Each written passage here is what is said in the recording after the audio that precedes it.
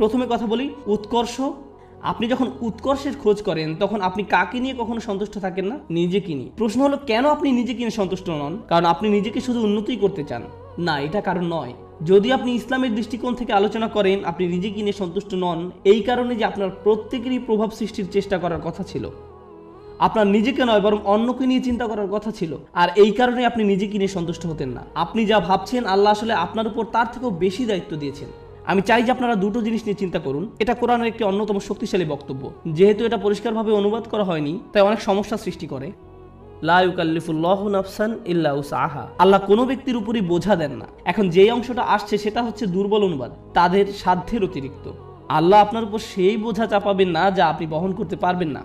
এই অনুবাদের জন্য আরবিটা হওয়া দরকার ছিল লা ইউকাল্লিফুল্লাহু নাফসান ইল্লা বিউসইহা। তাদের সাধ্য পর্যন্ত বোঝাতে সেখানে একটা বা থাকার কথা ছিল, কিন্তু শব্দটা হচ্ছে ইল্লা উসআহা, অর্থাৎ কাল্লাফাল্লাহু উসআনা। অর্থটি এখন পুরোই পরিবর্তিত হয়ে গেছে। প্রচলিত অনুবাদটা একদম ন্যূনতম অর্থ প্রকাশ করে, কিন্তু আপনি জানেন এই আয়াতের সত্যিকার অর্থ কি? আপনার মাঝে যে সম্ভাবনা আছে তার অতিরিক্ত কোনো কিছুর বোঝা আল্লাহ আপনাকে দেননি। ভেবে দেখুন আমি কি বলছি। আল্লাহ আপনাকে এমন কিছু বোঝা দেননি যেটা আপনার মাঝে যেই সম্ভাবনা আছে তার অতিরিক্ত। আপনার মাঝে কি আরো উন্নতি করার সম্ভাবনা আছে? হ্যাঁ। আপনি কি আরো বেশি করতে পারতেন? হ্যাঁ। এবং যেটা করতে পারেন কিন্তু করেননি, আল্লাহ আপনাকে সেটার জন্য জিজ্ঞাসাবাদ করবেন। শুধু একদম ন্যূনতম দায়িত্বটুকু নয় বরং সর্বোচ্চটুকু। আল্লাহ চান যে আপনি নিজেকে উন্নত করতে থাকুন এবং দেখান যে আপনি আসলে কতটুকু নেয়ার জন্য তৈরি ছিলেন। এটাই হচ্ছে এখানে প্রচেষ্টার ধারণা। আমরা সুখের অন্বেষণ অস্থির নই, বরং ওটা এর সাথে বোনাস হিসাবে আল্লাহ দেবেন। আমরা অন্যের কাছে কুল বা পরিপাটি হিসাবে পরিচিত হতে চাই না। কেউ একজন একটা বোকার মতো কাজ করেছে এবং আপনি ওই নির্বোধের মতোই কাজ করতে চাচ্ছেন। আমরা কারো কাছে জনপ্রিয় হতেও আগ্রহী নই। কেন জানেন? কারণ সবার যাদের জীবনের উদ্দেশ্য সম্পর্কে কোনো ধারণা নেই, আপনি তাদের মাঝে জনপ্রিয় হতে চান মানে হচ্ছে আপনি তাদের মাঝে সবচাইতে বোকা। আমরা সম্মানের কাঙালও নই, কারণ আমরা জানি সম্মান আসে আল্লাহর তরফ থেকে। অনেক নবী ছিলেন গৃহহীন, কিন্তু তাদের সম্মান ছিল। নবীদেরকে মানুষরা ধিক্কার দিত, কিন্তু তারপরও তাদের ছিল উচ্চ সম্মান। এখন আমাদের কাছে সম্মানের সংজ্ঞাটাই ভুল। আমরা ভুল জিনিসের সাথে এটাকে জড়িয়ে ফেলেছি। ঠিক আছে? যখন উৎকৃষ্ট হবার চেষ্টা করার ব্যাপার আসে, আমাদের মুসলিমদের মাঝারি ধরনের জিনিসে সন্তুষ্ট হবার অবকাশ নেই, কোনো সুযোগ নেই। আপনি একজন মুসলিম হিসেবে নিজেকে আরো উন্নত করার জন্য ক্রমাগত চেষ্টা করতে থাকবেন। আপনি যে কাজই করে থাকেন না কেন, আপনি যদি মুখস্থ করে থাকেন তাহলে আপনি আরো বেশি মুখস্থ করার চেষ্টা করুন। আপনি যদি পড়াশোনা করে থাকেন তাহলে আরো বেশি পড়াশোনার চেষ্টা করুন। আপনি যদি কাজ করে থাকেন তাহলে আপনি আরো বেশি কাজ করার চেষ্টা করুন। আপনি যদি স্বেচ্ছাসেবী হয়ে থাকেন তাহলে আরো বেশি স্বেচ্ছাসেবা করার চেষ্টা করুন, বিশেষভাবে যখন আপনার বয়স কম। কারণ এখন দায়িত্ব অনেক কম। কিন্তু আমার হোমওয়ার্ক আছে। হ্যাঁ, কিন্তু সেটা এমন কোনো দায়িত্ব নয়। দায়িত্ব তখনই আসবে যখন আপনি বিয়ে করবেন, যখন আপনার সন্তান থাকবে। এখন আপনি মুক্ত। এখন আপনার যে স্বাধীনতা আছে সেটা জীবনের আর কোনো পর্যায়েই থাকবে না। পেছনে বসে ভিডিও গেমস খেলার সময় নয় এটা। এখন শুধু বসে থেকে মুভির পর মুভি দেখার সময় নয়। এখন সময় নয় যে নতুন অ্যাভেঞ্জার্স বা এরকম কিছু নিয়ে আপনি ব্যস্ত থাকবেন। এটা সেই সময় নয়। পুরো পৃথিবী অপেক্ষা করছে আপনি কি প্রভাব ফেলবেন দুনিয়াতে সেটার জন্য। আপনি এমনি বসে সময় নষ্ট করতে পারেন না। অন্যরা করতে পারে, ভালো, তাদের কোনো বৃহত্তর লক্ষ্য নেই, কিন্তু আপনাকে হতে হবে শ্রেষ্ঠ, কারণ আপনি এখন থেকেই প্রভাব সৃষ্টি করা নিয়ে চিন্তা করেন। দর্শকদের মাঝে বসে থাকা প্রত্যেক তরুণ ছেলে এবং মেয়ের চিন্তা করা উচিত, আল্লাহ আমাকে কি দিয়েছেন, আমাকে আল্লাহ কোন গুণটি দিয়েছেন, এবং এই গুণটি দিয়ে আমি দুনিয়াতে কি পরিবর্তন আনতে পারি, এই গুণ দিয়ে আমি কি করব। আর আপনি যখন এটা নিয়ে চিন্তা করবেন তখন আপনি সত্যিকারভাবে বুঝতে পারবেন আপনি কিসের জন্য কাজ করছেন। আপনি কাজ করছেন আল্লাহর সাথে দেখা হবার স্বপ্ন নিয়ে, এবং সেটাই হচ্ছে আমাদের আসল সত্য। আপনি আল্লাহকে এটা দেখাতে চান যে আপনি আপনার সামর্থ্যের মধ্যে যা আছে তার সবটুকু করেছেন। সবচেয়ে ভালো ঘুমের অভ্যাস আপনার থাকা উচিত, সবচেয়ে ভালো খাবার সবচেয়ে ভালো ব্যায়াম করার অভ্যাস আপনার থাকা উচিত, আপনার হওয়া উচিত সবচেয়ে ভালো ইবাদতকারী, আপনার হওয়া উচিত সবচেয়ে পড়াশোনায় উন্নত। আপনার জীবনে আপনি যা যা করে থাকেন প্রত্যেকটি কাজে আপনার উৎকর্ষ অর্জনের চেষ্টায় রত হতে হবে। আপনার বাজে জাঙ্ক খাবার খাওয়ার অভ্যাস ত্যাগ করা উচিত। আপনি এমন কেউ হবেন না যারা অযথা ঘুরে ফিরে আড্ডা দিয়ে সময় নষ্ট করে। আপনি অবশ্যই অবসর কাটাবেন, কিন্তু এমনকি যখন আপনি খেলবেন তখনও সবচেয়ে ভালো খেলুন। স্কুলের বা কলেজের অন্য ছেলেরা যখন তাকে দেখবে তারা বলবে আমি এর মতো হতে চাই। তার সবকিছু অসাধারণ, তার সবকিছুতেই সে চ্যাম্পিয়ন। আপনাদের তেমন লোক হওয়া উচিত। উম্মার এরকম লোক দরকার, শ্রেষ্ঠ লোক। এবং এ ধরনের লোকেরাই প্রভাব সৃষ্টি করতে পারে। আরেকটি ব্যাপার কি জানেন, আমাদের বাবা মায়েরা, খুবই দুঃখজনক, কারণ তাদেরকে কখনো এটা শেখানো হয়নি, তারা কখনো এই যে সিঁড়িটা এর সাথে পরিচিত হননি। তাদের কাছে সর্বোচ্চ শিখর মানে হচ্ছে সম্মান, আর এর উপরে গেলে টাকা পয়সা। তাই আপনাদেরকে নিয়ে তাদের একমাত্র চিন্তা হচ্ছে সম্মান আর অর্থ। একটা চাকরি খোঁজো যেন তুমি সম্মান পেতে পারো, আর আমরা বলতে পারি আমাদের ছেলে একটা চাকরি করে, সে ডাক্তার, সে এটা, সে ওটা, আর হয়তো আমাদের এক সময় অনেক টাকাও হবে আর আমরা সেটা মানুষকে দেখাতে পারবো। শেষ। এটাই তাদের একমাত্র চিন্তা। আর তারা সবসময় জিজ্ঞাসা করে তুমি কোথায় কাজ করবে, কেমন করে তুমি আরো টাকা রোজগার করবে, কখন আমরা বাড়ি কিনবো। সবকিছুই শেষ হয় সম্মান এবং অর্থতে গিয়ে। কিন্তু জীবনে এর উপরেও কিছু আছে। অর্থের উপরে কি?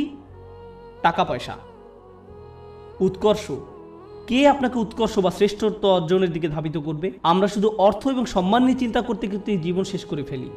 মুসলিমদের মাঝে কত ছেলেমেয়ে ডাক্তার হয়েছে, আমি সবসময় তাদের উদাহরণটাই দিই, কারণ এদেরকেই সবচেয়ে বেশি হতাশ দেখি আমি। তারা ডাক্তার হয়েছে শুধুমাত্র এই কারণে যে তাদের মা বলেছে কিংবা বাবা বলেছে।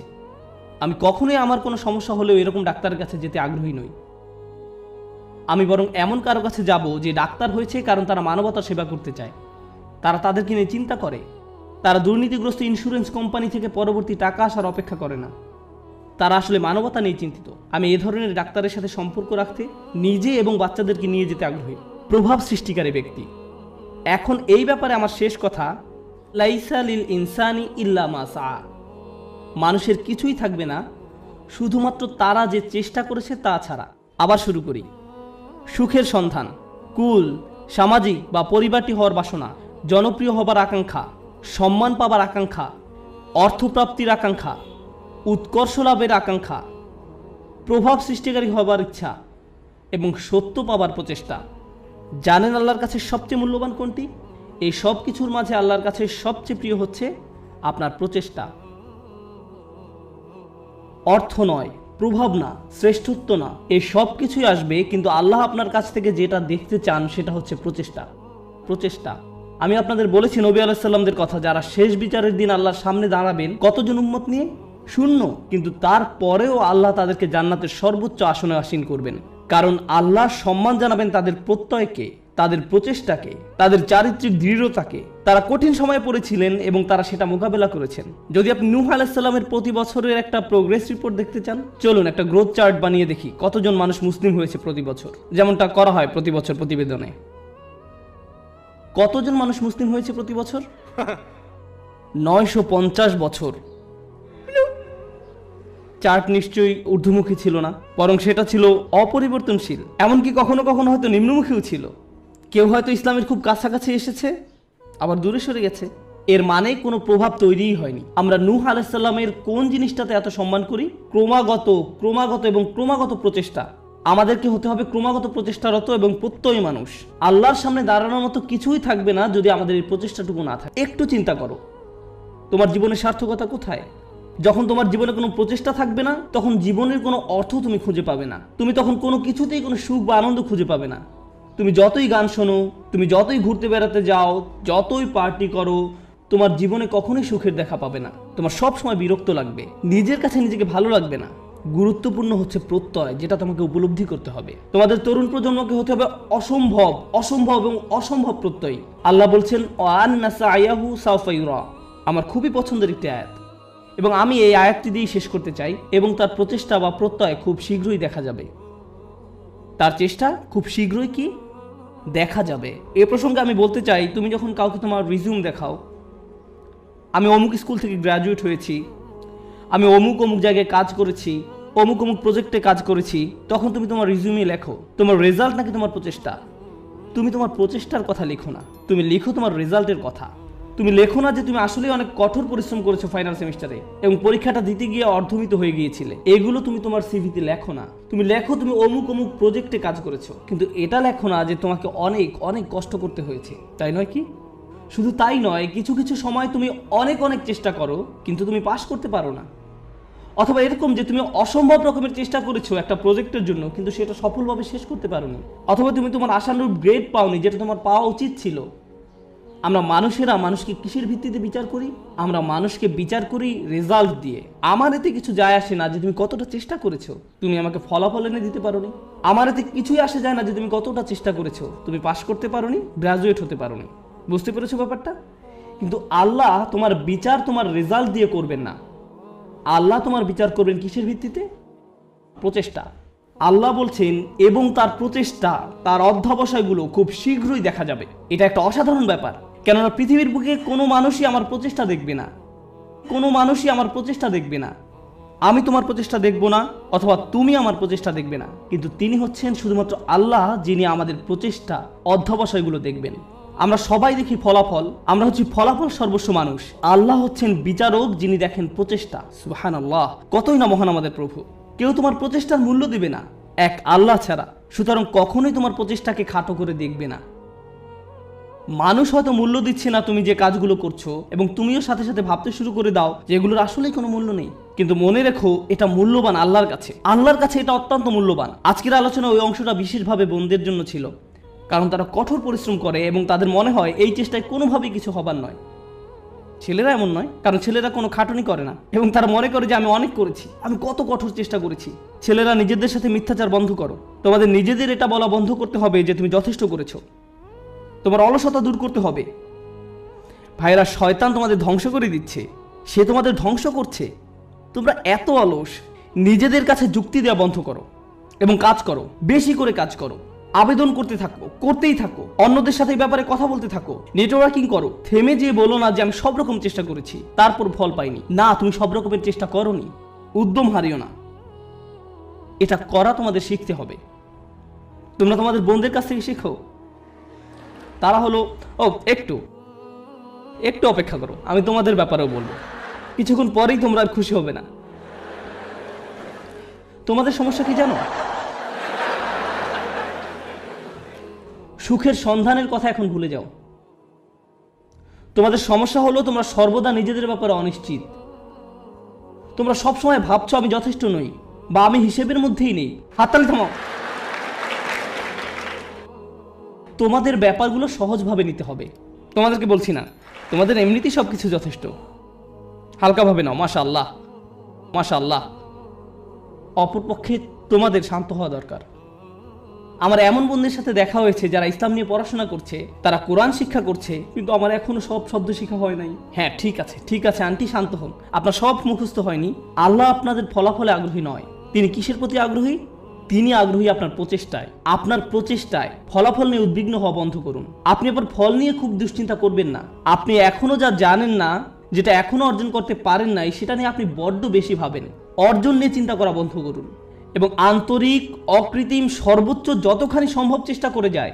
আমি বলছি এমনটা করলে আল্লাহর কাছ থেকে ফলাফল আসবেই, কিন্তু সেটা তার সময়সূচি অনুযায়ী আসবে, আপনার নয়। দুইজন মানুষ একদম একই পরিমাণে চেষ্টা করবে, কোনো একজন দেখা যাবে তার চেষ্টার ফলাফল নগদে পেয়ে যাবে, এবং কাউকে বছরের পর বছর অপেক্ষা করতে হবে সমানভাবে ফল পাওয়ার জন্য। এটা আল্লাহর হাতে। এজন্য আপনি বলতে পারেন না সে তো অনেক সুফল পেয়ে গেল আর আমি কিছুই পেলাম না, আমরা তো একই রকমের চেষ্টা করলাম। এটা ঠিক না, না না না, এটা পুরোপুরি অন্যায্য। কারণ সেই হিসেব আল্লাহর কাছে ন্যস্ত, এবং আল্লাহ শুধু এটাই দেখতে চেয়েছেন যে আপনি কতটা চেষ্টা করেন। ধরুন দুজন মানুষ একদম একই পরীক্ষা দিল। আমার ক্লাসে এমনটা ঘটেছিল, তারা একদম একই পরীক্ষা দেয়। একজন অনেক বেশি পরিশ্রম করে, সে দিন রাত সারাক্ষণ পড়াশোনা করে। এই প্রোগ্রামে আসার আগে সে আমার বন্ধু ছিল, আমরা দুজন বন্ধু ছিলাম। আমি এখন তার শিক্ষক এবং আমি তাকে বলছি যে চলো ঘুরতে যাই। না, আমাকে পড়তে হবে। আমি তোমার শিক্ষক? না না, আমাকে পড়তে হবে, পরীক্ষা আছে। আমি তোমার পরীক্ষা সহজ করে নিব, আমি তোমাকে অতিরিক্ত ক্রেডিট দিব। না, আমার পড়া আছে। এই মানুষটা দিন রাত পড়াশোনা করে। আমি জানি যে সে কি পরিমাণ চেষ্টা করলো, তার প্রচেষ্টার কথা আমি জানি। কিন্তু জানেন, সে তার ক্যারিয়ারে খুব উজ্জ্বল, ব্যবসায় এত দক্ষ, পেশাগতভাবে ভীষণ চটপটে ছিল। কিন্তু ব্যাপারটা এমন যেন আল্লাহ তাকে আরবি শেখার জন্য তৈরি করেনি। সে যত বেশি শিখুক না কেন, সে বেশি নম্বর তুলতে পারতো না। কোন মতো পাশ করতো, কোনো মতেই পাশ করতো প্রতিবারই। আর তার পাশের ছেলেটাই অতিরিক্ত প্রতিভাবান, আমার দেখা সবচেয়ে অলস এক মানুষ। সে ক্লাসে সারাক্ষণ ঘুমাতো, কিন্তু সে প্রত্যেকবারই 99 বা 100 পেত। এতে আমার খুবই রাগ হতো। আমি সেই ছেলেকে শূন্য পেতে দেখতে চাইতাম। আমি চাইতাম যে সে শূন্য পাক, আমি যেন তাকে পরীক্ষার খাতা দিয়ে কঠিনভাবে চড় মারতে পারি। আর যেই মানুষটা পড়তে পড়তে নিজেকে শেষ করে দিচ্ছে, সে পরীক্ষায় ব্যর্থ হচ্ছে। শিক্ষক হিসাবে আমি হতাশ হয়ে গিয়েছিলাম। সেই ছাত্রের অবস্থা তাহলে কি চিন্তা করুন। শিক্ষক হিসাবে আমি হতাশ। কিভাবে সম্ভব যে এই ছেলেটা কোনো চেষ্টাই করে না আর সে ভালো ফল পাচ্ছে, এবং এই মানুষটা যত ধরনের চেষ্টা সম্ভব করছে আর সে কোনো ফলই পাচ্ছে না। মনে হতো যেন এটা অন্যায্য। কিন্তু জানেন কি, যখন এই দুই মানুষ আল্লাহর সামনে এসে দাঁড়াবে এবং দুজনই বলবে যে আমি আল্লাহর জন্য আরবি শিখেছিলাম, হে প্রভু আমি আপনাকে সন্তুষ্ট করার জন্য আরবি শিখছিলাম। আল্লাহ তখন বলবেন দেখি তোমরা কি করেছো। তাদের মধ্যে একজন দেখাবে 99, আর একজন দেখাবে 20 নম্বর। সেদিন আল্লাহর কাছে কোনটা বেশি মূল্যবান হবে? ও, সেই 20 নম্বর অমূল্য। সেদিন এটা মূল্যাতীত, কারণ আল্লাহ খাতার নম্বর দিয়ে মূল্যায়ন করেন না। তিনি কি দিয়ে মূল্যায়ন করেন? প্রচেষ্টা দিয়ে। সেই 99-এর মূল্য সেদিন হবে খুব খুব খুব কম, কারণ এটা পাওয়ার জন্য তাকে খুব বেশি চেষ্টা করতে হয়নি। আল্লাহ এভাবেই বিচার করেন। এটা পুরোটাই গুণগত মান সংক্রান্ত, পরিমাণ সংক্রান্ত নয়। মানুষ শুধু পরিমাণ বিচার করতে পারে, আল্লাহ গুণগত মান বিচার করেন। আপনি এখন যা করছেন তার মান বিচার করুন, আপনার যাপিত জীবনের মান নির্ণয় করুন, আপনি যেই দিনটা পার করলেন তার মান, সকালে কি ধরনের নাস্তা আপনি খেয়েছেন, আপনি কার সাথে কথা বলেছেন, আপনি কিভাবে সময় ব্যয় করেছেন, আপনি কি করেছেন, আপনার দিনের মান কেমন ছিল, সেটা আগে ঠিক করুন। এবং ইনশাআল্লাহ তাআলা তবে এই উম্মতের ভবিষ্যৎ খুব উজ্জ্বল। কারণ আপনি একবার যদি পরম সত্যের ব্যাপারে চিন্তা করা শুরু করেন এবং আপনি প্রভাব নিয়ে চিন্তা করা শুরু করেন, তবে এই ঘর থেকে নতুন চিন্তা ভাবনা আসা শুরু করবে, সৃজনশীলতা আসা শুরু করবে, নিত্য নতুন প্রজেক্ট আসা শুরু করবে, যেটা ক্রমান্বয়ে দুনিয়াকে বদলে দিতে পারে, সেটা দুনিয়াকে প্রভাবিত করতে পারে যেমনটা আর কখনো করেনি। মুসলিম তরুণ সম্প্রদায় এটা করতেই সক্ষম। মুসলিম তরুণরা এটা করতে সক্ষম যখন তারা সঠিক সাধনার জিনিসটি খুঁজে পায়। আল্লাহ আযজা ওয়া জাল্লা এই মানুষগুলোকে, এই তরুণ সম্প্রদায়কে এই উম্মতের বীর পুরুষ করুন, যারা সঠিক সাধনার সন্ধান করে। পরবর্তী প্রজন্ম এসে যেন বলে আমি তাদের হারাতে চাই, তারা ছিল যেন স্বর্ণতুল্য মানদণ্ড। বারাকাল্লাহু লি ওয়া লাকুম। আসসালামু আলাইকুম ওয়া রাহমাতুল্লাহি ওয়া বারাকাতুহু।